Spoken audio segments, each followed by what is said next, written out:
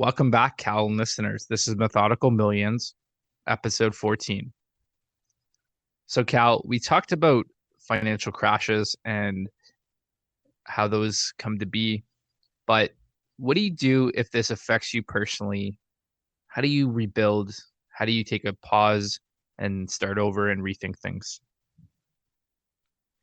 So in this case, first thing we have to go to one of the previous episodes, one of the previous topics we talked about, I think, is whenever you plan on investing towards something, a business or through the markets or through whichever means, first of all, again, we have to get to the point of being sustainable and then being past that point, and then the money that you can quote unquote afford to lose, that's the money you want to invest. So let's say I end up saving up and I have 10,000 extra dollars sitting in my bank account and I want to invest that in some way or the other.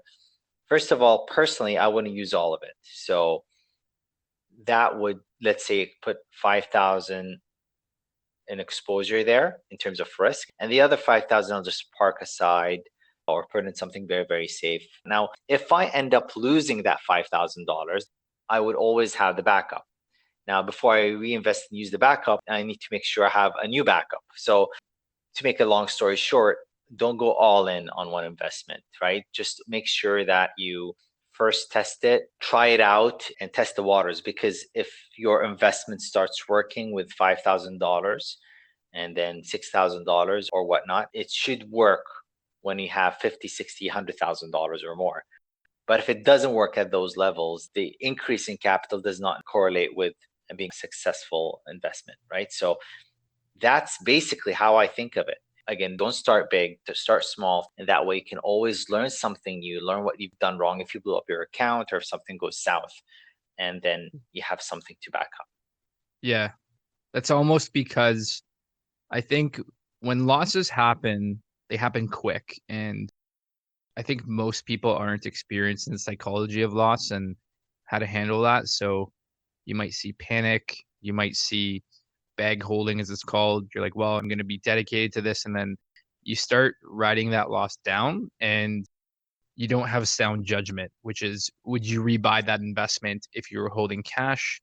No, then get out of the investment. That's probably the right decision there.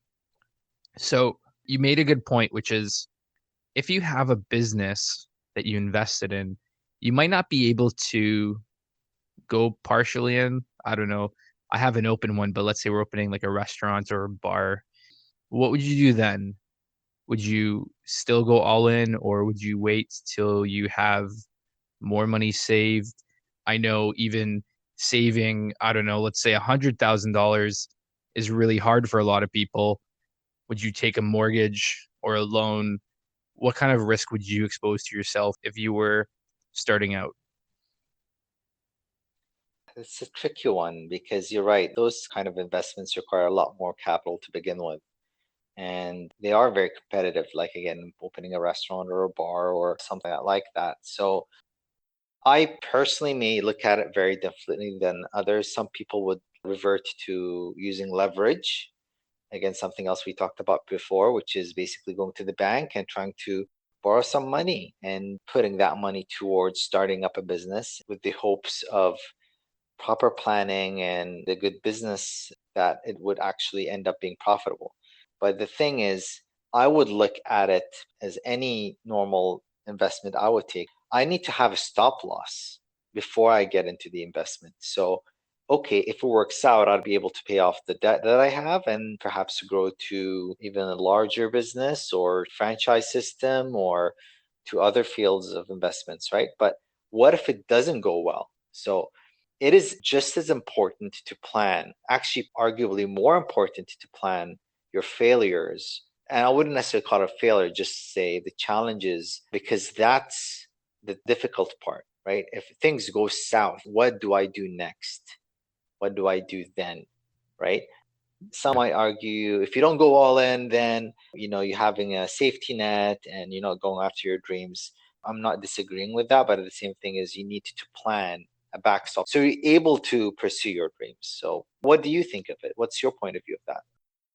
Well, I think setting a stop loss is interesting. And For listeners, what that means is you have an exit strategy. And we use this in the car business.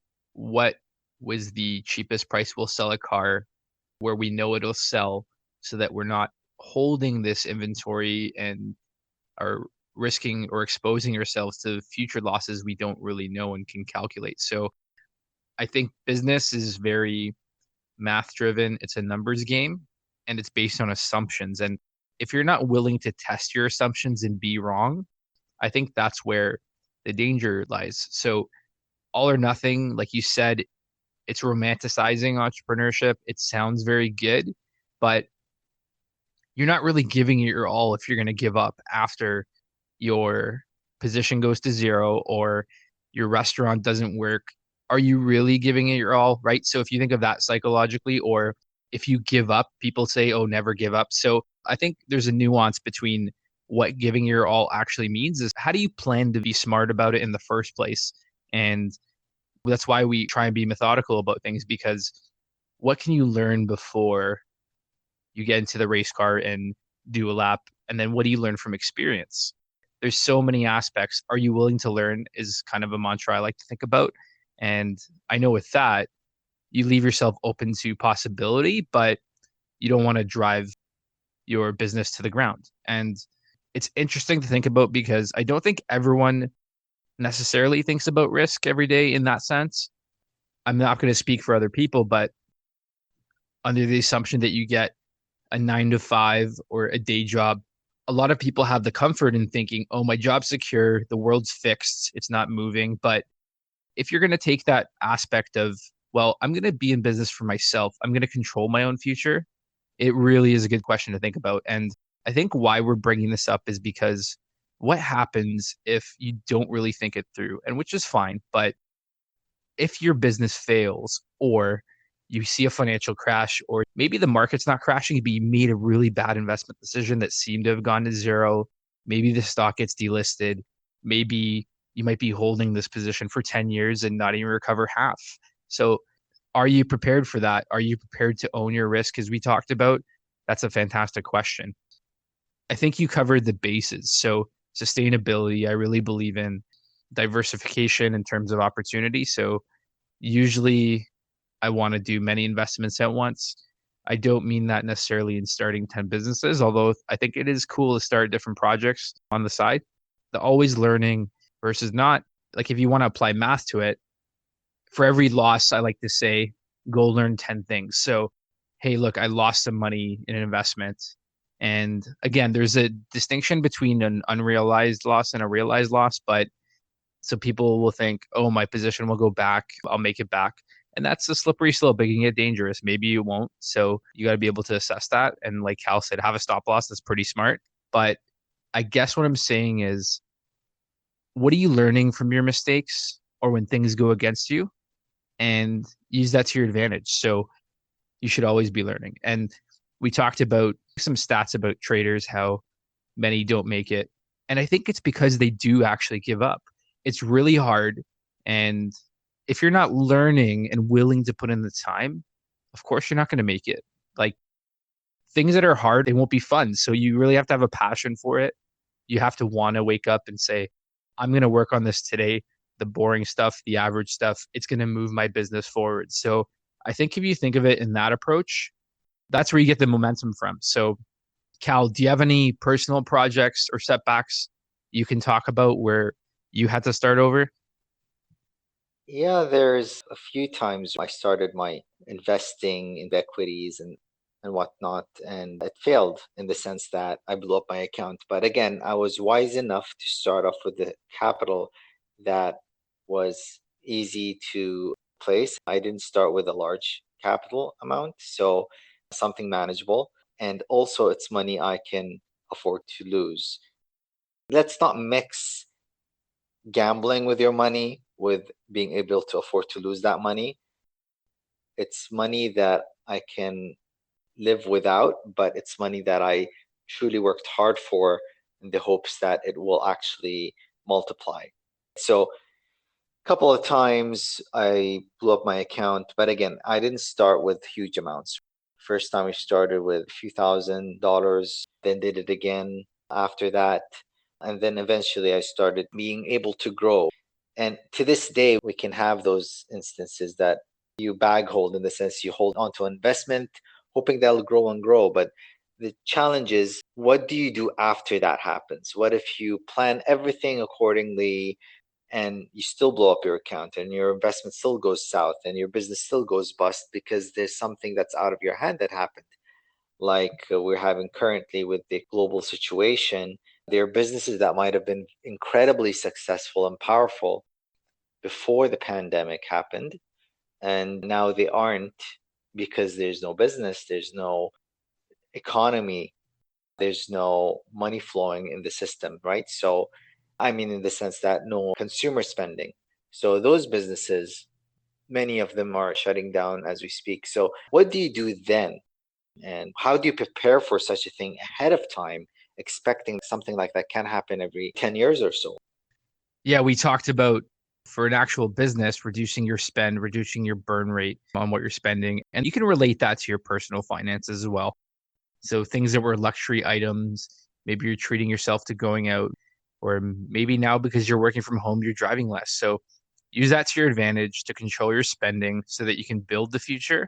And like we said, money is fuel. So I think the smart thing is just to repurpose that money and say, well, if cash flow is tighter, let me repurpose it to things that are more essential, things that will pay off in the future. So, what will this dollar do for me today that will grow in the future to make my life better? So, for the listeners who aren't familiar, how would you best explain what blowing up an account is, Cal?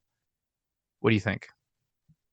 So, blowing up a trading account or investment account is you have money in that account, and then you put your money towards the stock of a company, and then that company maybe goes up and goes down in value. And after a while, let's say that company ends up going bankrupt. So once that company goes bankrupt, that means eventually get delisted from the exchange. And what internally happens is the money needs to go through the system in terms of breaking down its assets and paying to all it owes the money to. And usually the last who would get any money, and usually actually no money, would be the stockholders. So you would lose all that money. So in the event that you lose the money on that investment, assuming you used all your money towards that company, that means you blew up your account. It turned from 10,000, 50,000, 100,000 into zero. So that means all the money you had was gone in that account. I think the best analogy for blowing up an account is actually like a rocket ship. So, you've got this explosive growth, everything is going right, and then something goes wrong and boom, it blows up. So I think the analogy is good because usually you're not just going down to zero like a sinking ship. You're actually doing well. You can turn 10,000 into 50 and then some way, I guess trading is more high risk. You just watch your balance go to zero. So it happens when you're high risk, but it's good to talk about because it's not necessarily something you can avoid. If you're going to be playing in the field of business, learning the risk is more important than ignoring it or pretending it's not there. So, how would you best describe that feeling psychologically? And I mean, it sounds like you did the right things, which is not go bet it all in black at Vegas or put a mortgage on the line. And we talked about that. Do not do that. You have to be sustainable. Your quality of life will suffer if you're blowing up things that are essential to you. If you can't pay rent and you're homeless, that's a really big step down in quality of life. Don't be foolish like that. But how do you get through the psychology of day one or day zero of that? And how do you restart? It's a horrible feeling to go through that. Even if you start with $1,000, it doesn't have to be blown up because, like you said, it's not just a one investment. It could be over multiple investments, right? Or trades. You buy high, sell low, buy high, sell low, and then that money turns into zero or next to nothing. So it's a very horrible feeling, even if it was a small amount, just knowing that you weren't able to make that grow, and absolutely feeling like maybe I'm not fit to do this. The thing is, most businesses fail, most investments fail, most traders fail because First of all, my personal opinion is I don't think people are educated enough to get into that sort of business. The ones do make it either have really done the research, they are really offering something that others aren't. They're catering to a need that maybe no one else in the business is catering to, and they're prepared, right? So you go in prepared, knowing what to do when things go right and when things go wrong. And the feeling is just awful. So if you're prepared for it, if you know that, okay, my count is now 0. So how did it get to that point? How do I avoid that happening again? And what do I need to do to start over? And that's what you look at. And if you have those funds, let's say I have 10,000, again, using that number as an example, I put 1,000 in and learn from that. And let's say I blew that $1,000 and take another 1,000 from the 10,000 fund and put it back again, and using what I've learned from the first time. It doesn't have to be that way. There's a lot of experience online. There's a lot of books, a lot of videos, a lot of people out there that would give you advice on what to do, what not to do. So you don't have to go through it single-handedly, because it can get very expensive. Basically, tuition fees of the market is going to cost you quite a lot. So it's okay to spend on your education to learn a few things. It's okay to spend money otherwise, just to try to avoid from having those big losses, because that is an investment towards your investment, if that makes sense. That's a good way of putting it. And whether you spend your only $1,000 that's past sustainability, or I'm going to use SpaceX as an example. So when Elon Musk made a bunch of money selling PayPal, getting acquired by eBay, I think he put half into Tesla and half into SpaceX. He planned for 3 rocket launches, and guess what? 3 rockets blew up. So go ask that guy what it feels like to burn $50 million. That's crazy, but he said, this is important enough that I want to see this through. And I mean, failure is always just possibility, I think, is the smart way of thinking of it. Don't pretend it's not going to happen. It could. So what are you going to do about it? So he ended up, I think, scraping money for a 4th launch that actually worked. And it's funny, his business was literally blowing up. But now I think they just had an astronaut fly to the space station on the first reusable rocket ever created. So that's basically a space plane. And imagine what dividends that will pay off in 10, 20, 100 years when everyone else iterates on that technology. I think that's quite fascinating, right? Incredibly fascinating. And it was quite a big event globally. First of all, for mankind, and it's the first visit, I think, since 2011 for any astronaut, if I'm not mistaken. It's such a big news. And the fact that, again, I don't know too much about SpaceX, but I know that I think you mentioned to me that they cut the cost almost 80 or 90% of having those reusable rockets compared to the traditional space shuttle, and how they're able to land again. And in terms of investment, you look at it and say, that's amazing. You can create something like that that NASA hasn't done, or any other space agency has done ever to this point. And this small company, effectively compared to the others, was able to do that. And it's just absolutely fascinating. So in terms of a company, he was able to turn a pipe dream into reality, but he was prepared for it, right? This is a multi-million-dollar project, and it didn't take him 1, 2 days to do that. It took him over a decade, right? So it's huge. Yeah. It's fascinating on the business side just to watch, because if you think about the benefits of travel, so you can get a package from New York to China by just shooting a rocket up in the air and having it land. That's a leap in travel around the world. If you also follow the progress, who has a more ambitious goal than going to Mars? That's probably the most ambitious. Like a better skincare product or iPhone at this point is commonplace, but that's why I find that guy so fascinating. It's crazy what he's doing, rethinking what's possible using physics to say, where can I actually do to drive humanity forward? And I find that inspiring, because it's funny how when something's important enough, you become so driven that you're like an immovable force. And I think that's the secret, which is getting yourself in tune with what's so important that you want to get up every day and work on it. And failure is an option and it happens. It could be on small projects of the business, it could be the whole business.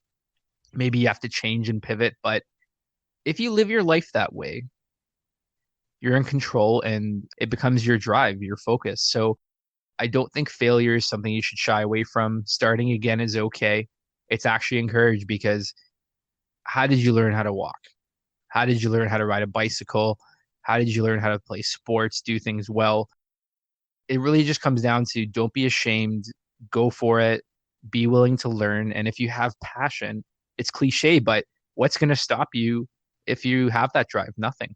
Keep going at it. So don't be ashamed of blowing up an account, of trying ideas. And the mantra in investing is invest less. So if you're like, well, you know what, I worked really hard for this $1,000.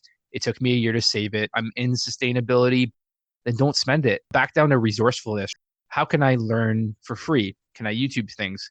Can I build a business on my computer using free apps, free services, trials? Can I partner with someone I know who's good at something I don't know? And all these little things where it's not just about money. And I think that's what it comes down to, right? If you think it's just about money, that's probably why you're going to fail. If you're creative, resourceful, and you've got drive, that's way more powerful than money can ever bring you. Money will come. So I think that's the takeaway from this is how do you approach every day? Starting over is expected. We go to sleep, we rest, we recover, and we wake up and do it all over again. It's kind of a fundamental of life. And just one more point. So I wanted to talk about as much as money is not important, I just want to close off with a statement about how I would do it. So an important concept I have, which I've talked about, is recapitalization. So you blow up an account, you try to business, maybe you're like, oh, I really didn't need to spend that money. It didn't actually drive my business forward. So I spent money on an app.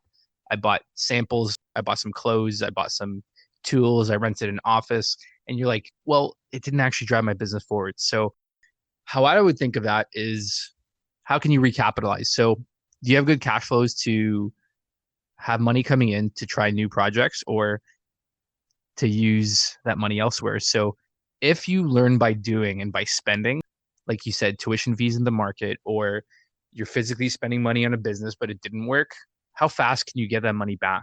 And to me, that's a good indicator of your growth potential and how many shots on goal you have. So if you can save $10,000 a year, 10 opportunities a year is a lot better than one. And maybe you'll be more adventurous with trying things. And again, back to resourcefulness. How resourceful can you be and how important are these goals? So I think those are some of the underlying themes to think about where you could really push yourself forward and decide your own future. Awesome, man. I just want to add that just be prepared. And like you said, the more shots you have, the more likelihood you're going to make it. So if you're prepared ahead of time, 10 shots on goal is way better than having that $1,000 and just having that one try. Absolutely. So with that said, go out there, start again. If you've had something that didn't work, try and think of it a different way. It's not about just the money. Go out there and try something. So we'll wrap that up there. I want to thank our listeners for tuning in.